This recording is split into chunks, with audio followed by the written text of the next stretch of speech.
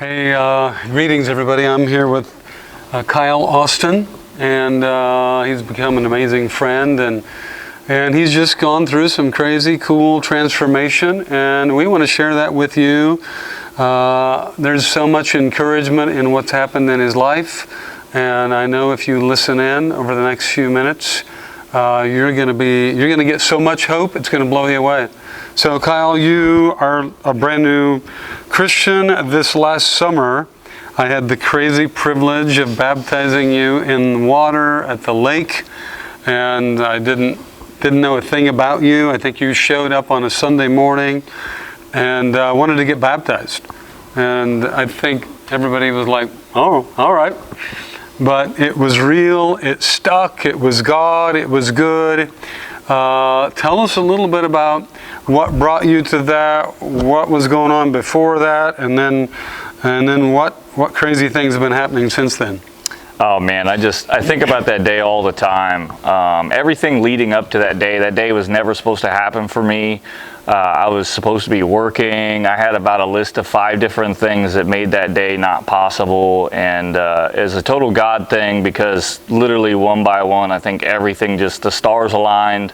All the way down to I just so happened to have some swim trunks in my van, and as a carpenter, just happened to have swim trunks in your van. Just happened to have swim trunks, and a carpenter, that's not something you typically keep in your van. What'd you do for a towel that day? I don't remember what you did for a towel. Did you have a towel? I did have a towel. I think we stopped at Devin and Bethany's house just before and picked up the towel. And picked up the towel, but I did have the swim trunks. So, but I don't think I used the towel. I think it was a hot enough day. I drip dried that day. But oh my word. And then I got baptized. It happened to be the first day I ever stepped in this church. They happened to be doing baptisms. I went for it, and my life took a total 180 from there. And what was going on before that? What crazy thing? Had you ever been to church before? Sporadically, when you were young, or yeah, as a kid, and it would be like I'd go once and then never again for 5 years. But you weren't raised in a Christian home. No. You didn't know the Lord. No.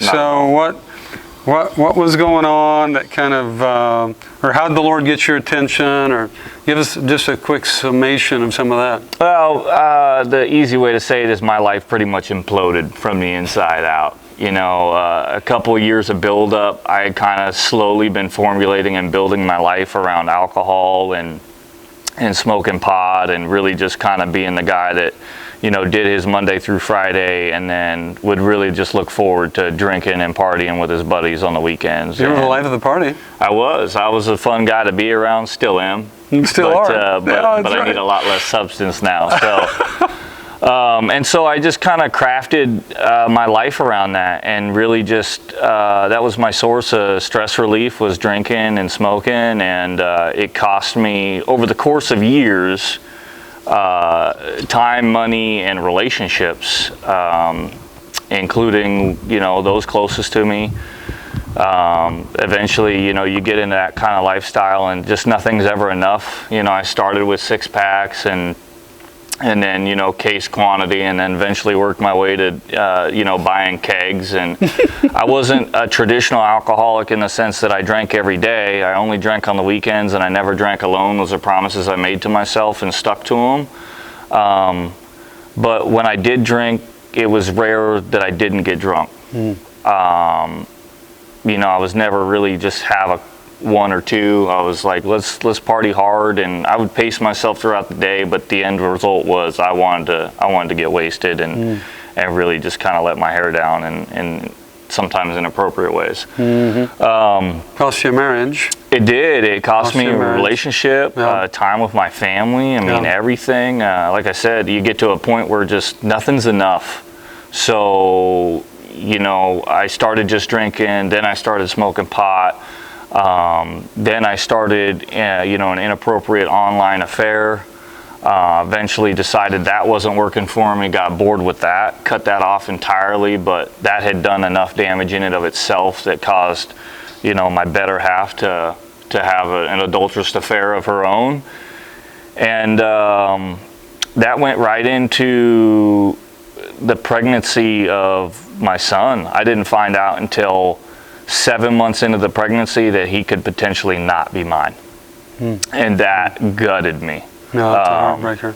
Wow. Yeah, and that affected everything. I mean, I couldn't go to work and function. I couldn't. So not going to work, I had financial problems. I had just the stress of dealing with that. And I had been with this person for 5 years, so I had a kind of responsibility to try and protect them. I didn't want necessarily my families and friends that we all knew to know about it and to damage that relationship, because I still had hope of trying to work that out. Yeah. And so I couldn't really talk to anybody. So the only thing I had to do was medicate with what I knew best, which was, alcohol and pot. And then eventually that kind of boiled over, and you put enough stress on a powder keg like that. And I found myself, it just took something small, just a standard argument between me and the girlfriend at the time. And I left my house under the circumstances of, well, you can have everything except for I want my guns. That's the things I cherished at those times. I just want my guns, and so I left with them, and I was driving away, and maybe 10 minutes into the drive, it's like the clouds rolled in on me. I just was like, man, looking at my life going, what is going on? How did I get here? Things were just so dark. I was just like, I'm just failing on every avenue. I don't have enough money. I can't think straight. I can't operate. Like, nothing is good. Everything's rocky. And here it is. I got 2 guns sitting on my passenger seat, fully loaded, ready to go. Going, man, wouldn't it just be easier if I wasn't here? I wouldn't have to deal with this. I wouldn't have to fight through that. And that's where I was. And thankfully, I didn't pull the trigger. You almost did, though. Almost did. You almost did. And it ended up, by the time I came off of everything, and the cops were at my house waiting for me, and they forced me into going to the hospital and getting evaluated and explaining everything to a therapist, basically, that works for the hospital, and them going, yeah, your life's pretty messed up, but you sound sound enough mind, we're going to let you go. And they left me with a bunch of resources. They did their job, but I just have never subscribed to professional help. I just didn't believe into it, and just really didn't want to go there. I didn't know what I needed. I just knew that I needed some sort of change. So again, that day of baptism, that day of coming into the church, was kind of an act of desperation. And I walked in, and man, my life took a severe turn for the greatest thing, but it felt so wrong at the time. But it was the best thing that ever happened. And if I could go back and give myself advice, I didn't know what I was looking for. There was a reason things weren't good enough. There was a reason I was always looking for more. And I couldn't ever answer that question, and nobody around me, nobody that I knew, had that answer for me. But, I think I think that God is better at being found than he is at being introduced. And that's what happened. He found me, and I found him. So that baptism changed my life. What happened? What kind of? My mind is saying you must have found it to be better. Yeah. And I know you to be a person that wouldn't make up something or pretend something was better if it actually wasn't. Yeah. If you hadn't found something that actually was working for you, people will say, well, Christianity's a crutch, I don't need a crutch. Everybody needs a crutch. Yeah. Everybody has a crutch. Everybody needs a crutch. Of course, what we discover is it's even better than a crutch, right? Absolutely. It's resurrection. It's crazy. But what happened, and how fast did it happen? In terms of changes or peace or relief or just anything inward? Well, things started happening instantaneously. I mean, from the moment I got out of the water, I started seeing signs and wonders.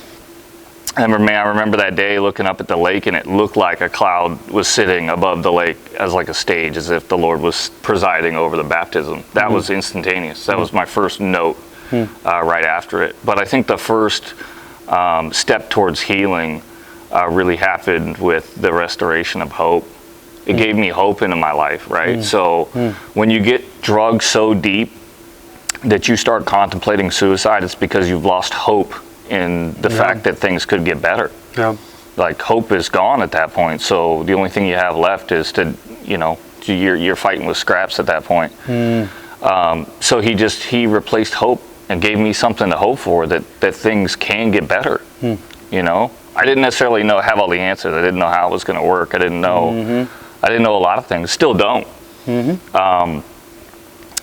But that's kind of the fun, isn't it? Not knowing how things are going to get there, but knowing that things are going to get there. Really hanging on those promises, and kind of a discovery every day. It is. Because it just keeps unfolding. The goodness of God just keeps unfolding. Yeah. And so that was the building block. Was hope. Yeah. He built on that, and I think we were walking away from the baptisms that day, and one of the last thing you left me with was listen to your spirit. And man, that echoed in my head, because I had no idea what it meant. I mean, I was new. I didn't know anything about God. I mean, at all. I was just like, what does that mean? I mean, I left. Yeah, exactly. I left more kind of, what does that mean? I don't know what that means. And it just, I don't know, it bounced around in my head enough. And, I just found myself doing things that I would just never imagine, like listen to worship music and coming to church and doing all kinds of stuff that were just totally out of my norm, but made all the difference. So what about alcohol and weed and whatever, all that stuff? Did you feel like you had to give that up, or did you even want it anymore?